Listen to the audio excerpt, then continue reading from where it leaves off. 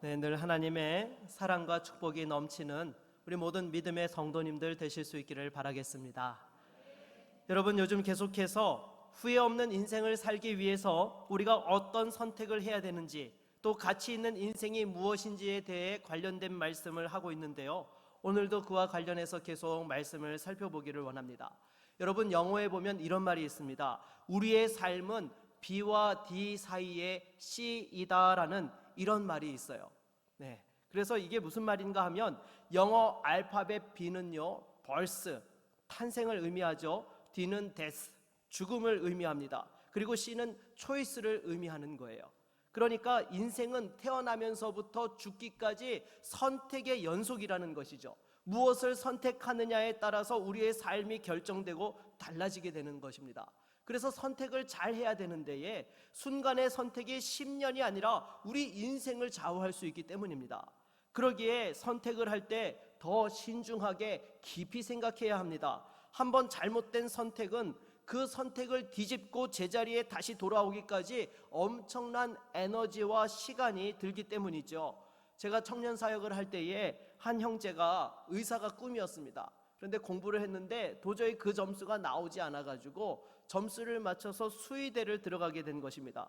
근데 1년쯤 다니다가 와가지고는 다시는 도저히 못 다니겠다고 재도전을 해야겠노라고 저한테 기도 부탁을 한 것이었습니다. 결국 이 형제는요, 사수 끝에 의대를 들어갔습니다. 네, 사실 청년들이 대학을 선택할 때에 어떻게 선택합니까? 자기가 원하는 학교와 과를 그냥 딱딱 골라서 갑니까? 그런 애들은요, 사실 많지 않아요. 대부분 그냥 점수에 맞춰서 가게 되는 것이죠. 그래서 현실과 상황에 맞춰서 이 정도 대학, 이 정도 학 가면 나쁘지 않겠다, 전망도 괜찮겠다, 그렇게 하면서 나름대로 거기에 합리화를 해서 또 학교를 들어가게 됩니다. 이런 과정을 보느라면 특별히 주변의 사람들의 말이 선택에 결정적인 영향을 미치죠. 다른 말로 하게 되면은 바로 여론이 선택에 영향을 미친다라는 것입니다. 하지만 확신이 없이 이렇게 주변 사람들이 말하는 여론을 따라서 어떤 선택을 한다든지 아니면 현실에 따라서 어쩔 수 없는 선택을 하게 되면 나중에 반드시 후회하기 마련이라는 것입니다.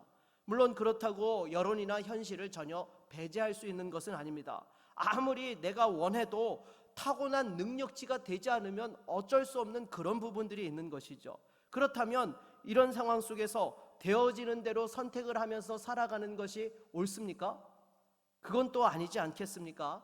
그러면 어떤 분들이 지금 속으로 그런 생각을 할 거예요. 목사님, 그러면 이것도 아니고 저것도 아니면 어떻게 하란 말입니까? 네, 아마 이게 답답해하는 분들이 계실 것입니다. 네, 저도 그 부분이 참 답답하지만은 오늘 본문을 통하여서 그 실마리를 한번 찾아보려고 합니다.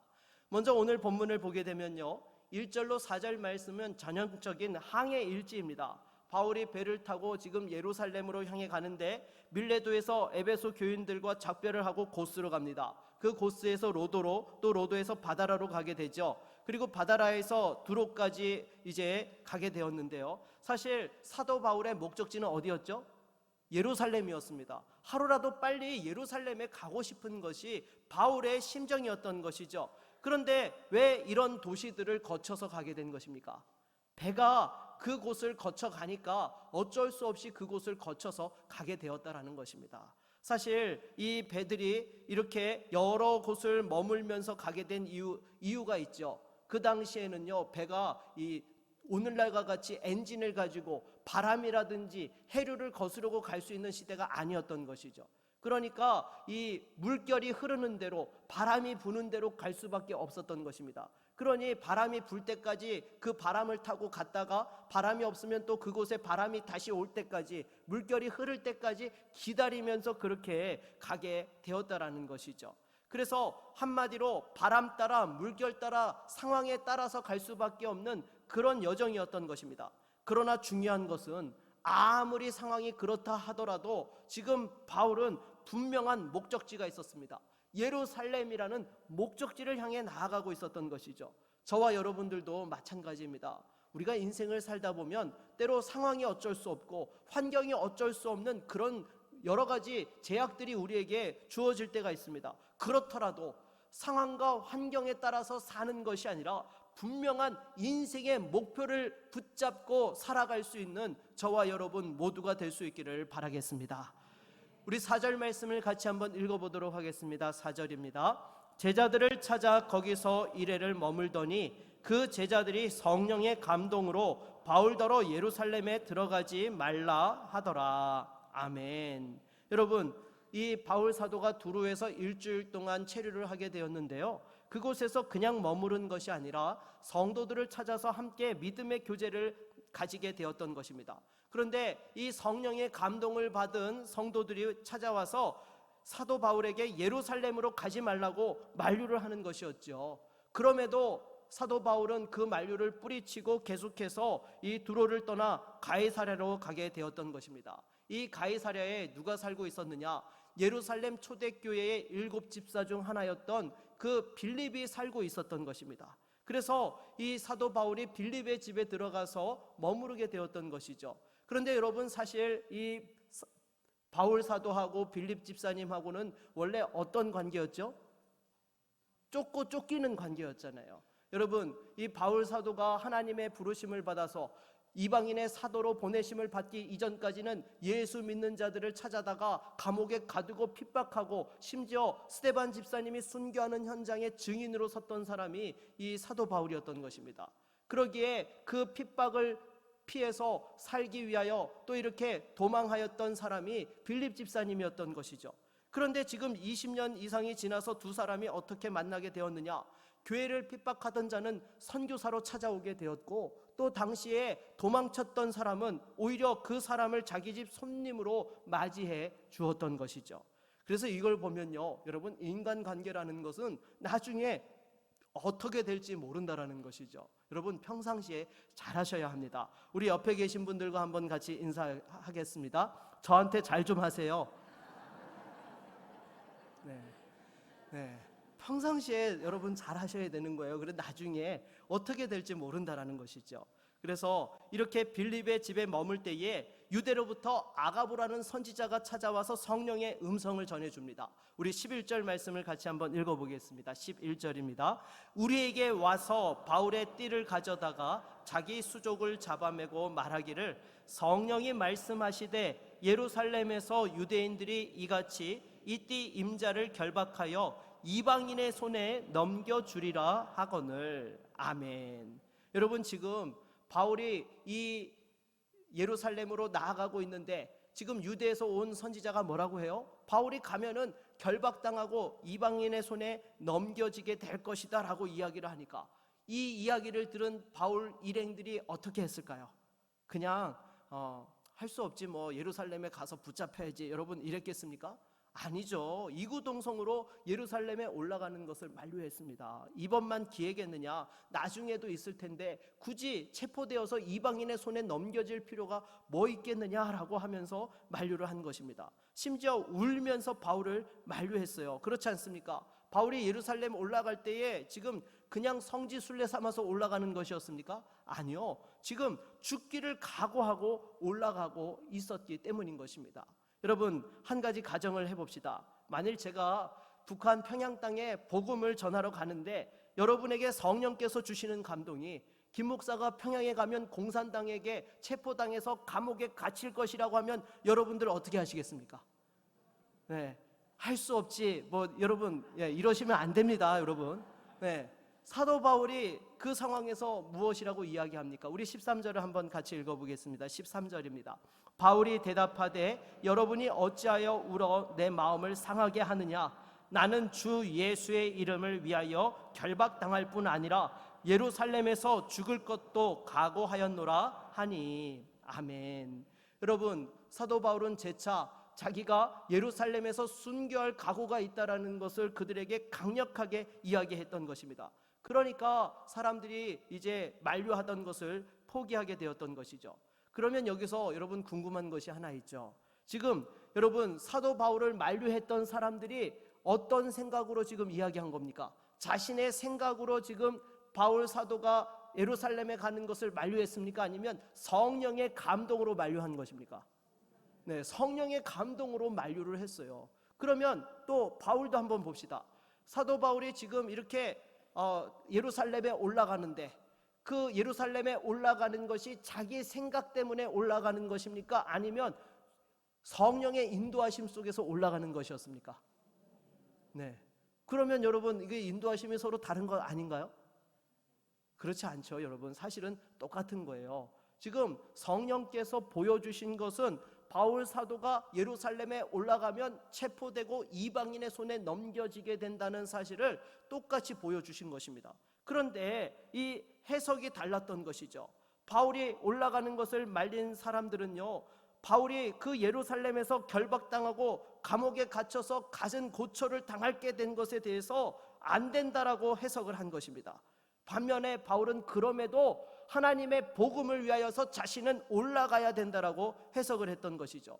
그러면 이렇게 바울을 만류했던 그 성령의 감동을 받았던 사람들이 그렇게 바울을 말렸던 이유가 무엇입니까? 주 안에서 바울 사도를 사랑했기 때문이죠.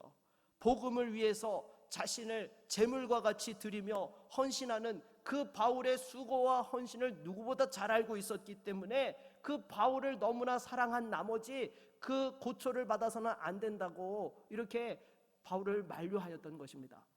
제가 요즘 구미신학교에서 신약 개론이라는 수업을 진행을 하고 있는데요, 예수님의 장사를 준비하기 위해 향유옥합을 깨뜨렸던 마리아에 대해서 예수님께서 뭐라고 하셨습니까? 네, 복음이 증거되어지는 곳마다 이 마리아의 헌신도 함께 기억되리라고 하셨던 것이죠. 이 대목을 다루면서 제가 그런 이야기를 했습니다. 아름다운 믿음의 헌신은 수많은 사람들에게 믿음의 감동을 주고 거룩한 도전을 하게 한다라고 말이죠. 여러분, 맞습니까? 틀립니까?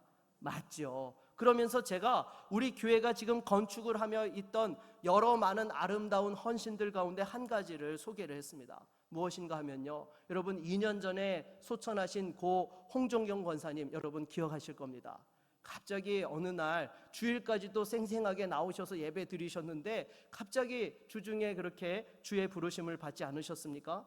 그래서 장례를 치르고 나서 유족들이 다 저를 찾아온 것입니다. 그리고는 저한테 봉투를 하나 내놓으면서 말씀하는 것이었습니다. 무엇인가 하면 어머님 권사님께서 살아생전에 꼭 건축 헌금을 하고 싶어 하셨는데 돈이 없으셔서 이런 말씀을 남기셨습니다. 내가 죽거든 장례 치르고 남은 돈으로 꼭 교회에 건축 헌금을 드려달라고 그렇게 유언을 하셔서 사랑하는 가족들이 함께 믿음으로 이 헌금을 드린다라고 그런 고백을 하는 것이었습니다. 여러분, 그 헌금을 받을 때의 제 마음이 어떠했겠습니까? 정말 그냥 눈물이 주르르 흐르는 거예요. 하나님 앞에서 자기가 헌금을 드리고 싶은데도 드릴 수가 없어서 그 장례를 치른 돈으로라도 주의 교회에 하나님 앞에 영광 돌리고 이 일들을 동참하고 싶다라고 끝까지 천국 가는 그 순간까지도 교회를 사랑하여서 하나님 앞에 드리는 그 헌신의 고백을 받는데 여러분, 그걸 어떻게 그냥 받습니까? 그리고 여러분, 사실 장례 치르고 나서 여러 많은 사람들이 벌어지는 일 중에 하나가 뭐예요? 그 장례비 남은 거 한 푼이라도 더 갖겠다고 서로 싸우는 그런 일들이 비일비재하지 않습니까? 그런데 그 유가족들이 다 어머니 유언의 말씀을 따라서 기쁜 마음으로 믿음으로 그 예물을 함께 드린다는 모습을 보는데요, 제가 그 가슴 벅찬 감동은 이루 말할 수가 없었습니다. 그 이야기를 제가 신학교에서 말씀을 드렸는데요, 그 수업을 듣고 있던 집사님, 권사님들이 다 뭐라고 이야기하는가 하면 막 온몸에 전율을 느낀다라고 그런 이야기를 하면서 구미제일교회를 통해서 하나님이 역사하실 것이 기대가 된다라고 그런 말씀을 하는 것이었습니다. 여러분, 일면식도 없는 성도의 헌신을 들으면서도 감동하는데 그 사도 바울이 복음을 위해 생명도 아끼지 않고 주님 앞에 자신을 제물로 드리며 나아간다라는 그 순간 앞에 성도들이 얼마나 그 바울을 사랑하고 아꼈겠습니까?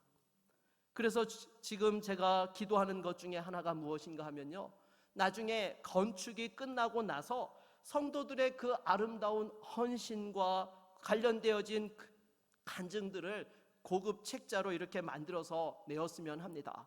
솔직히 여러분, 그분들의 아름다운 헌신을 기억하겠노라고 교회들이 이렇게 헌금자 명단을 교회 이렇게 벽에다가 또 새긴다든지 또 기념비를 만들어 놓는다든지 하는데요, 그걸 가지고는요 충분히 의도가 전달되지 않아요.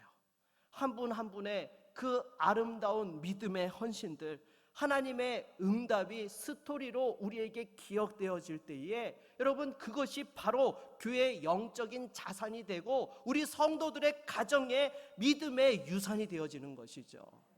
그래서 여러분, 위하여서 기도해 주십시오. 아마 정말 많은 간증과 고백들이 있을 것입니다. 그러면 이렇게 고난에도 불구하고 그걸 무릅쓰고 예루살렘에 올라가는 사도 바울의 그 확신은 어디에서 온 것입니까? 우리 사도행전 9장 15절로 16절 말씀을 같이 한번 읽어보겠습니다. 같이 읽겠습니다.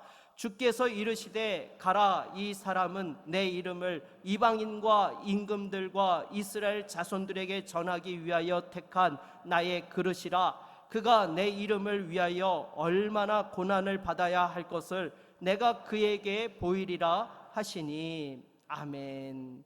하나님께서 아나니아에게 그 바울의 눈을 뜨이게 하러 보내면서 주셨던 말씀이죠. 바울은 주님의 부르심을 받은 그날부터 자기가 주의 이름을 위하여 고난받을 것과 또한 이방인들에게 이 복음을 전해야 된다는 사명을 분명하게 깨닫게 되었던 것입니다. 그러니까 이후에 이 사도의 사명을 감당하며 복음 때문에 여러 차례 죽을 고생을 하고 또 수많은 핍박과 환난이 있었음에도 굴하지 아니하고 이 믿음의 사명을 감당했던 것이죠. 주님께서 나를 구원해 주신 것도 감사한데 이 귀한 역사의 일꾼으로 써주신 것에 대한 감사와 분명한 확신과 소명이 있었기에 이와 같이 사명을 감당했던 것입니다. 사랑하는 여러분, 저와 여러분들에게도 이런 확신과 소명이 있기를 바라겠습니다. 누구도 말릴 수 없는 그 확신, 그 길, 그 사명이 있어야 돼요. 그것이 없으면 이 땅을 살아가면서 사람들이 이쪽이 좋다고 하면 이쪽으로, 저쪽이 좋다고 하면 저쪽으로, 또 이게 좋다고 하면 이걸 사고 저게 좋다고 하면 저걸 사면서 사람들에게 놀아나는 그런 인생이 되고 마는 것입니다. 그러면 나중에 어떻게 됩니까? 남는 게 없어요. 남는 거라는 것은 후회하는 인생밖에 남지 않게 되는 것입니다. 그렇다고 여러분, 다른 사람들의 말을 무조건 다 무시하라, 그것이 아닙니다. 들어야 할 건 또 들어야지요. 귀를 기울여야 합니다. 그러나 그 말을 여러분이 가지고 있는 분명한 확신과 기준 속에서 그것을 정리해낼 수 있고 그것을 소화해낼 수 있어야 되는 것이죠. 사도 바울이 바로 그러했던 것입니다. 어떤 상황에서도 그 하나님께서 주신 사명을 가지고 주어지는 여러 상황들을 해석해내며 감당하게 되었던 것이죠. 바로 주 예수의 이름을 위한 하나님의 주신 믿음의 확신이 있었던 줄로 믿습니다. 그러니까 사람들이 뜯어 말려도 예루살렘으로 올라가는 것을 포기치 않았던 것이죠. 그러면 여러분들에게 묻도록 하겠습니다. 여러분들에게도 이런 소명과 확신이 분명히 있으십니까? 그 소명 때문에 여러분 죽음도 각오하실 수 있습니까? 그 소명과 확신이 기준이 되어서 어떤 상황도 감당하며 해석해내실 수 있습니까? 여러분, 이것이 있어야 돼요. 이게 있을 때에 정말 행복한 인생이 되는 것입니다. 여러분, 정말 불행한 인생이 어떤 인생입니까? 아무리 세상에서 많은 것을 누리고 있다 할지라도 나의 전부를 걸 수 있는 그 어떤 것을 찾지 못한 인생은요, 여전히 불쌍한 인생이고 불행한 인생이라는 것입니다. 여러분, 분명하게 우리가 이 세상을 살아가면서 나의 전부를 걸 수 있는 분명한 목표와 기준, 확신이 있어야 되는 것입니다. 무엇보다도 주 예수 그리스도를 위하여서 이 모든 것을 걸 수 있는 저와 여러분 모두가 될 수 있기를 바라겠습니다. 여러분, 이 세상이요 그렇게 길지 않습니다. 짧은 인생 살아가면서 여러분 어떻게 하시렵니까? 하나님의 말씀에, 복음에 여러분의 인생을 던지십시오. 여러분들의 모든 것을 쏟아부어도 절대로 아깝지 않습니다. 후회하지 않습니다. 그 인생은 이 세상에서 뿐만 아니라 영원한 하늘나라까지 행복한 인생이 되는 줄로 믿습니다. 한 번은 신방을 하는데 한 집사님이 이런 말씀을 하시는 것이었습니다. 자기 남편을 구원하기 위해서 평생을 기도했는데 하나님께서 안 들어주시는 거 보니까 아무래도 하나님께서 자기 남편은 선택하지 않으신 것 같다고 그런 이야기를 하는 거예요. 여러분, 구원이 무엇입니까? 전적인 하나님의 은혜요, 선물이지요. 물론 맞습니다. 택하신 자에게 하나님께서 믿어지는 은혜를 허락해 주시는 것 맞아요. 하지만 여러분, 이 믿어지는 은혜가 어떻게 임하죠? 우리의 전도를 통하여서, 우리의 입술을 통하여서 증거되어지고 예수 믿게 된다는 것이죠. 그래서 여러분, 우리가 사실 이 한 영혼을 구원하는 일에요, 우리가 기도하고 전도하는 것을요 포기해서는 안 된다라는 것입니다. 솔직히 여러분들도 예수 믿기까지 그냥 저절로 믿게 된 것입니까? 아니요. 누군가가 여러분을 위하여서 눈물로 기도하고 하나님 앞에서 그 영혼을 구원해 달라고 부르짖고 헌신한 결과가 여러분들의 믿음인 것입니다. 그리고 심지어 모태신앙이라서 자기는 그런 거 없이 그냥 태어나면서 믿었다고요? 여러분, 절대 그렇지 않습니다. 여러분, 아이를 가졌을 때 여러분들 어떻게 하셨어요? 하루도 안 빼놓고 하나님 앞에 기도했잖아요. 이 아이 평생에 하나님 영광을 위하여 사는 축복된 믿음의 아이 되게 해달라고 하루도 안 빼놓고 그 배 위에 손을 얹고 기도했던 부모님의 기도가 있어서 여러분들이 이렇게 믿음의 대를 이어서 신앙생활을 하게 되었다라는 것입니다. 그리고 또한 성경은 분명히 말씀합니다. 주 예수를 믿으라. 그리하면 어떻게 된다고요? 네, 너와 내 집이 구원을 받으리라 라고 분명하게 말씀하고 있어요. 여러분, 예수 믿고 나 혼자 예수 믿는 것으로 끝난다고 한다면 성경에 너와 내 집이 구원을 받으리라는 이 말씀이 기록될 수 있었겠습니까? 그렇지 않죠. 다 구원받기 때문에 이 말씀을 주신 거예요. 그런데 여러분, 왜 내 마음대로 결론 내고 포기합니까? 여러분, 우리 주님을 보십시오. 십자가에 달려 돌아가셨을 때에 여러분, 솔직히 세상적으로 보게 되면 끝난 겁니까? 안 끝난 겁니까? 끝난 거예요. 죽었는데 더 이상 뭘 기대할 수 있겠습니까? 그런데 우리 주님께서 사흘 만에 부활하셔서 생명의 주가 되어주시고 이 모든 것들을 우리에게 또한 축복으로 허락해 주셨다라는 것입니다. 사랑하는 여러분, 우리 주님께서는요 절대로 불가능이 없으신 전능하신 하나님 아버지가 되시고 우리의 주가 되시는 줄로 믿습니다. 상한 갈대도 꺾지 아니하시고 꺼져가는 등불도 끄지 않으시는 분이세요. 그런데 왜 여러분들이 포기합니까? 다시 한번 믿음으로 위하여 기도하며 일어설 수 있기를 바라겠습니다. 이렇게 하나님의 말씀을 붙들고 믿음의 확신으로 나아갈 때에 또 한 가지 기억해야 될 것이 있습니다. 우리의 5절 말씀을 같이 한번 읽어보도록 하겠습니다. 5절입니다. 이 여러 날을 지낸 후 우리가 떠나갈새 그들이 다 그 처자와 함께 성문 밖까지 전송하거늘 우리가 바닷가에서 무릎을 꿇어 기도하고. 아멘. 여러분, 지금 이 사도 바울과 이들이 만난 지 일주일밖에 되지 않았어요. 그런데 지금 이들이 어떻게 해요? 그 처자식을 다 데리고 나와서 바울과 함께 바닷가에서 무릎을 꿇고 기도했다는 것입니다. 여러분, 이거는요 그냥 아무런 그런 감정 없이 기도한 것이 아니에요. 지금 이 사람들은요 사도 바울이 예루살렘에 올라가면 순교할 수도 있다는 것을 알았습니까? 몰랐습니까? 알았죠. 주의 복음을 위하여서 올라가는 그 사도의 발걸음을 보면서 이들이 어떻게 그냥 보낼 수 있습니까? 눈물로 기도하면서 사도 바울을 환송했던 것입니다. 또 바울도 그들과 헤어질 때에 이제 천국에서 보자는 그러한 믿음의 각오를 가지고 눈물로 기도하면서 그들과 또한 헤어지게 되었던 것이죠. 그래서 이처럼 기도가 살아있었을 때에 어떤 상황에도 흔들리지 아니하고 하나님의 인도하심 속에서 승리할 수 있게 되었다는 것입니다. 우리 주님도 보십시오. 여러분, 십자가를 지시기 전에 어떻게 준비하셨습니까? 기도로 준비하셨죠. 그 겟세마네 동산에서 땀방울이 핏방울이 되기까지 처음에는 할 수만 있거든 이 잔을 내게서 옮겨달라고 기도하다가 마지막 하나님 앞에 기도하면서 주신 결론의 응답이 무엇이었습니까? 내 뜻대로 마옵시고 아버지 뜻대로 하옵소서. 하나님께서 주시는 그 분명한 응답을 가지고 3번 기도하시고 나서 십자가를 지러 당당하게 올라가셨던 것입니다. 반면에 그 자리에 있었음에도 깨어 기도하지 못했던 제자들은 다 어떻게 되었습니까? 다 넘어지고 말았던 것이죠. 여러분, 이들이 믿음의 확신이 없었기 때문이 아닙니다. 예수님이 하나님의 아들이심을 몰랐기 때문이 아닙니다. 깨어 기도하지 못했기 때문이죠.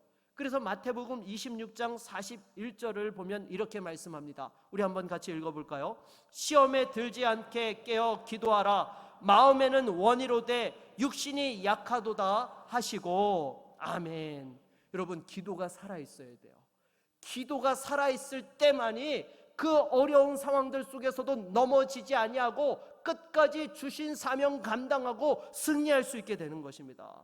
그래서 여러분, 우리가 지금 교회 건축을 하면서 날마다 10시에 기도하는 이유가 바로 여기에 있는 것이죠.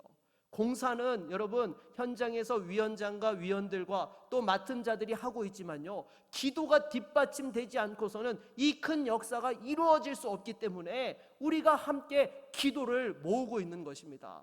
그래서 여러분, 사실 우리가 누군가에게 선물을 한다고 했을 때에 그 사람이 꼭 필요한 것을 주는 것도 정말 귀한 선물이에요. 그렇잖아요, 여러분. 만약에 학비가 없는 사람에게 그 학비를 누군가가 지원해 준다면 여러분, 그게 감사가 그냥 작은 감사이겠습니까? 큰 감사이겠습니까?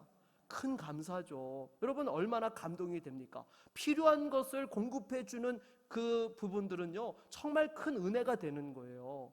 그런데 여러분, 우리가 때로는 해주고 싶어도 해주지 못할 때가 있어요. 그럴 때 줄 수 있는 가장 큰 선물이 무엇입니까? 그것이 바로 기도인 줄로 믿습니다. 여러분, 하나님 앞에 정말 눈물로 위하여서 기도해 주면요, 우리가 물질로 돕지 못한다 하더라도요, 우리가 줄 수 있는 또 하나의 소중한 선물이 될 수 있다라는 것입니다. 그래서 무엇보다도 기도로 무장하며 나아갈 수 있는 믿음의 종들이 될 수 있기를 바라겠습니다. 그래서 이처럼 사도 바울이 예루살렘에 올라갔더니 어떤 일이 벌어졌습니까? 27절 말씀을 보니까 우리 한번 같이 읽어볼까요? 그 이레가 거의 참에 아시아로부터 온 유대인들이 성전에서 바울을 보고 모든 무리를 충동하여 그를 붙잡고. 아멘. 여러분, 사도 바울이 지금 예루살렘에 올라갔더니 그 성령의 감동을 받아 예언한 사람들의 말대로 사람들이 막 선동을 해가지고 이 사도 바울이 갇히게 되었던 것입니다. 그래서 그 상황 속에서 또 이방인의 손에 넘겨지게 되었는데요, 그 상황들 속에 또한 바울을 죽이고자 계획했던 그런 일들도 벌어졌던 것입니다. 하지만 여러분, 어떻게 되었습니까? 하나님께서 그 로마 군대의 천부장을 통하여서 사도 바울을 보호해 주시고 또한 그의 생명을 지켜주셨던 것입니다. 사랑하는 여러분, 정말 인간적으로 있을 수 없는 일들이요, 하나님께서 도우시면요 일어나고 기적이 또한 일어나게 될 줄로 믿습니다. 그래서 다시 한번 기도하며 나아갈 때에, 기도로 준비할 때에 하나님께서 돕는 손길들을 예배해 놓으시고 합력하여서 놀라운 은혜의 역사들이 이루어지게 되는 것이죠. 여러분, 말씀을 맺겠습니다. 우리는 진리를 가진 자들입니다. 생명의 복음이 있는 하나님의 사람들입니다. 여러분, 우리는 세상과 다릅니다. 분명히 영원한 생명, 영원한 진리의 말씀을 소유한 자들이에요. 그런데 여러분, 왜 다른 것에서 확신을 가지려고 하고 왜 다른 것들을 의지하려고 합니까? 여러분, 이 세상 것들은요 절대로 우리에게 진정한 기쁨을 주지 못하고 생명을 주지 못합니다. 오직 예수 그리스도만이 우리에게 생명을 줄 수 있고 우리에게 능력을 주시고 영원한 기쁨을 누리게 해 주시는 줄로 믿습니다. 다시 한번 하나님의 그 영광을 바라보며 주 예수의 이름을 위하여, 오직 주 예수의 이름을 위하여 우리가 믿음으로 나아갈 때에 다시 한번 그 하나님의 영광에 참여하며 승리할 수 있는 거룩한 하나님의 사람들이 될 줄로 믿습니다. 이러한 믿음의 종들이 다 되시길 주의 이름으로 축원합니다. 우리 한번 같이 찬양하고 기도하겠습니다.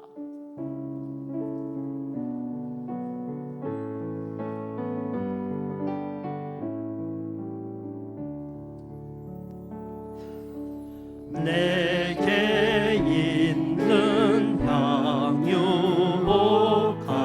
주께 가져와 그 발 위에 입 맞추고 깨드립니다. 나를 위해 험한 산